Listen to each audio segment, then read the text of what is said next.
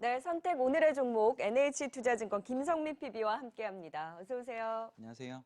네, 개장 전 주목해볼 오늘의 종목 바로 화면을 통해 만나보도록 하겠습니다. 첫 번째 선택 오늘의 종목은 바로 SKI 테크놀로지입니다. 최근에 주가가 다소 횡보를 하고 있는데 기회를 좀 엿볼 수 있나요? 일단은 뭐 동사 같은 경우는 2차 전지 소재 가운데 중에서 이제 분리막이라고 하는 이제 그 소재를 만드는 회사인데요. 주로 이제 양극재와 음극재가 이제 왔다 갔다 하면서 화재가 날 수 있는 부분들에 대해서 좀 화재 위험성을 줄이는 이슈가 있고요. 전일자 이제 이슈를 보시면은 최대 주주인 SK이노베이션이 중국의 이제 전기차 배터리 사공장 투자를 위해서 이제 1조 2천억 원을 투자한다라는 뉴스가 나왔는데 최근에 아까 말씀해 주신 대로 상당히 좀 행보 구간이 있었습니다. 네. 그래서 동사의 이제 또 캐펙스, 고객사의 캐펙스 투자와 함께 주가도 좀 움직이지 않을까라고 생각이 좀 들고요. 주력 매출은 이제 2차 전지용 분리막이 56% 정도 되고요. IT용 분리막, 저희가 이제 항상 뭐 어떤 전자기기든 배터리가 들어가니까 이 분리막이 좀 필요한 부분들이 있고, 주요 매출처는 주요 고객사인 SK이노베이션, LG에너지솔루션, 그다음에 이제 뭐 일본 파나소닉 같은 업체들이 제공을 하게 되는데, 앞서 말씀드린 대로 지금 저희가 주요 보는 포인트는 향후에 이제 전기차 시장이 폭발적으로 늘어남에도 불구하고 이 동사의 분리막은 공급 쇼티지가 계속 일어나고 있다는 부분에 있어서 상당히 좀 의미가 있어 보이고요. 특히나 이제 지금 전기차용 2차 전지 생산량 자체는 전년 대비 한 82% 정도 증가를 하고 있고 연초 전망 대비 60% 대비 상당히 좀 소요량이 좀 빨리 늘어나고 있다는 부분에 있어서 상당히 좀 증설은 고객사들이 좀 소극적이다는 부분이 있기 때문에 네. 2023년까지는 좀 쇼티지가 계속 날 수 있다라는 부분이 있고요. 특히나 분리막 업체의 생산 능력은 25%밖에 증가를 못했기 때문에 이 부분은 지속적으로 좀 수급 쇼티지가 날 수 있다라는 부분에 있어서 좀 보시면 좋을 것 같습니다. 특히나 두 번째로는 그 5년간 분리막 시장이 한 5배 정도 성장을 하게 되고요. 동사의 캐펙스도 한 5배 정도 성장을 하게 되는데 일단 글로벌 분리막 수요가 지금 5년간 한 3.9배 정도 이제 성장을 하게 되는데 동사의 캐펙스는 여기에 맞춰서 한 5배까지 좀 늘어나게 되고요. 네. 뭐 최근에 IR을 이제 SK이노베이션과 SKI 테크놀로지가 했는데 거기서 이제 제시한 목표가 2025년까지 약 5배의 캐펙스 성장을 좀 이뤄내겠다라고 했고요. 뭐 이 부분들이 상당히 좀 당연히 이제 좀 너무 과한 거 아니냐는 부분들이 있었는데 SK이노베이션의 미국 공장 증설 규모를 보면 상당히 좀 이해가 됩니다. 그래서 SK이노베이션의 공격적인 글로벌 캐펙스 확장 규모를 봤을 때 지금 미국에서만도 2차 전지 셀 투자 규모가 상당히 좀 최근에 상향이 됐고요.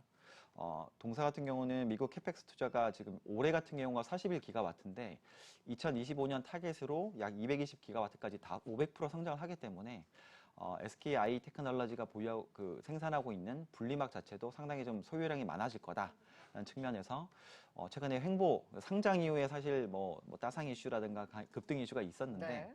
이 물량 소화 오버행 이슈를 소화하고 나서 최근에 이제 동사의 고객사의 이제 글로벌 캐펙스 투자가 지금 이루어지고 있는 상황이라서 오히려 뭐 횡보 구간이 좀 재미없었지만 이제 좀 재미있는 구간으로 접어들지 않을까 하는 측면에서 보시면 좋을 것 같고요.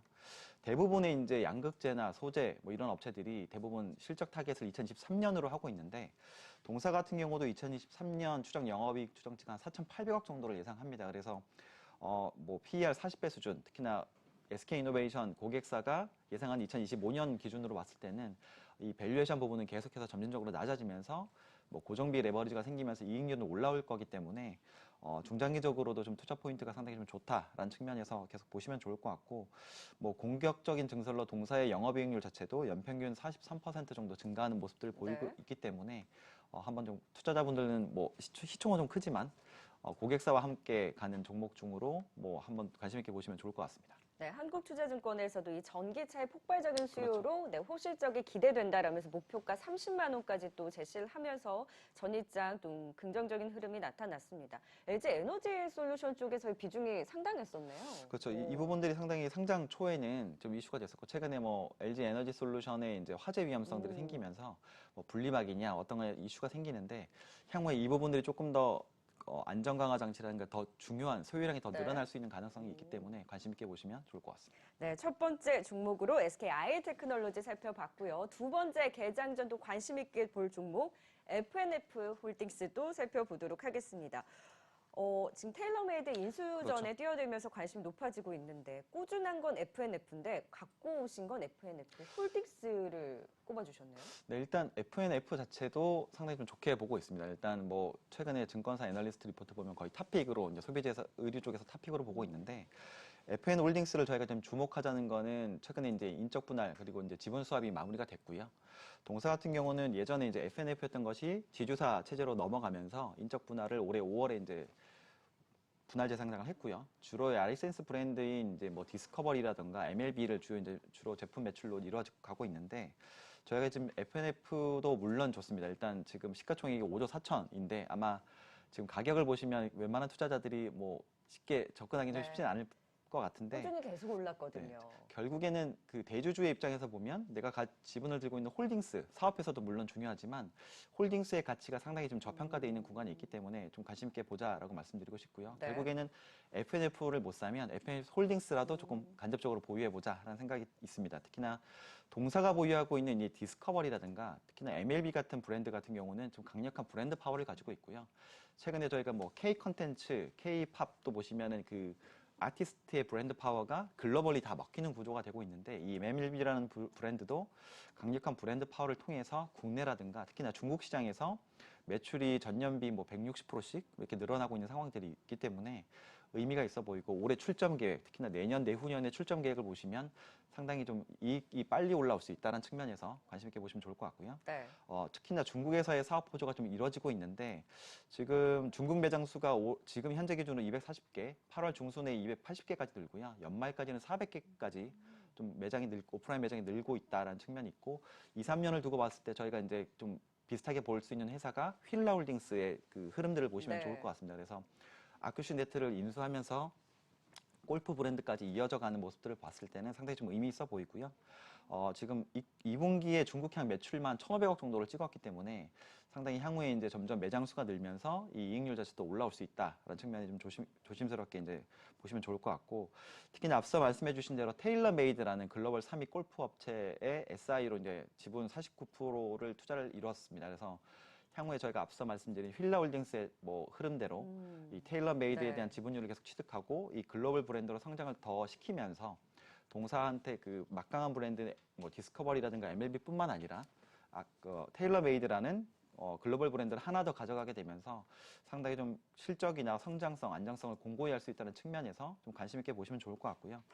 전일 한 5% 정도 올랐는데 네. 시가총액이 3천억대이기 때문에 FNF가 지금 시가총액이 5조 4천이거든요. 그러니까 시가총액 지분율 감안했을 경우에는 지주사 할인을 하더라도 상당히 주가 업사이드가 좀 있다라는 측면에서 올해 관심 있게 보시면 좋을 것 같고 홀딩스가 불안하시다면 당연히 FNF를 투자하시면 좋은데 기본적으로 FNF가 성장성이라든가 안정성, 뭐 그다음에 모멘텀 어느 하나 빠지지 않는 팔방미인이기 때문에 결국에 대주주와 함께 가자라는 측면에서 FNF도 올해 내내 그리고 내년까지 좀 관심 있게 보시면 좋지 않을까 이렇게 보고 있습니다. FNF가 부담스럽다면 FNF 홀딩스도 홀딩스로 또 관심 있게 지켜보면 좋을 것 같습니다. 자, 이제 오늘의 투자 전략을 세워봐야 할 텐데요. 시장이 이제 3,200까지 올라왔잖아요. 어떤 전략이 좀 유효할까요? 저희가 이제 8월 중순쯤에 이제 지수가 좀 급락을 하고 나서 뭐 급락 조정이 나오고 나서 사실 케플란 그 총재의 이제 케플란 풋이 나오면서 테이퍼링에 대한 기대감이 조금 연기가 된 측면에서 V자 반등들이 나왔고요.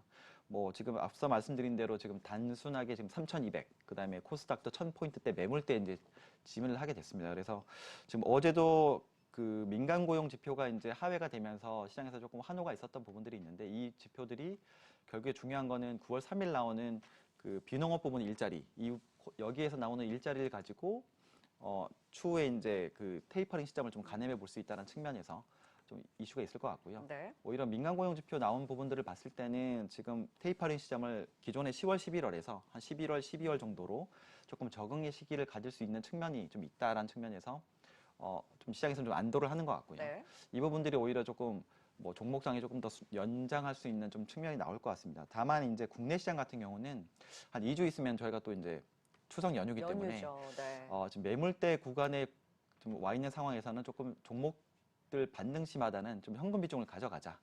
어차피 추석 이후에 다시 포트폴리오 짜서 좀 매수할 수 있기 때문에 현금은 기회다라는 좀 측면에서 오히려 반등 시마다는 현금 비중을 좀 확대하고요. 특히나 뭐 국내 같은 경우는 뭐 지금 8월에 좀 한년도 금리 인상을 했지만 또 11월에 뭐 얘기가 나오긴 하지만 한국의 금리 인상보다 어제 나왔던 8월 수출 데이터, 그 한국은 특히나 수출 데이터가 좀 중요할 것 같고 미국의 금리 인상 시점이 언제쯤이냐 이 부분이 중요하기 때문에 지금 뭐 금리 인상은 2023년 정도 예상을 하고 있어서 조금 더 시장은 연장이 될 수 있다라는 측면에서 계속해서 종목장 네. 컨셉으로 좀 가져가시면 좋을 것 같고요. 뭐 순환매가 워낙 빠르기 때문에 이게 포모를 다 하면 사실 뭐 다 따라가기 너무 힘들고 특히나 이제 오히려 좀 모멘텀 있는 종목들을 오히려 지금 뭐 저가 매수하는 좀 측면에서도 계속 플레이를 조금 여유롭게 하시자. 네. 특히나 추석 연휴 앞두고 있기 때문에 수급은 점점 말라가고 있는 상황입니다. 그래서 매수세가 약하기 때문에 오히려 내가 보유하고 있는 종목이 좀 슈팅들이 나오면 조금 매도해서 현금 비중을 올려가는 측면에서는 국내 증시는 그렇게 가져가시면 되지 않을까 이렇게 보고 있습니다. 네. 그래서 순환매 양상 속에서 지금 뭐 친환경이라든지 그렇죠. 메타버스가 2차 좀 전지, 쉬었으니까 이쪽에서의 순환매를 그렇죠. 또 기다리는 전략과 더불어서 게임 2차 전지에 대한 관심까지 또 전해주셨습니다. 네, 시장에 대한 전략까지 선택 오늘의 종목 또 도움 말씀 들어봤습니다. NH투자증권 김성민 PB와 함께했습니다. 고맙습니다. 네.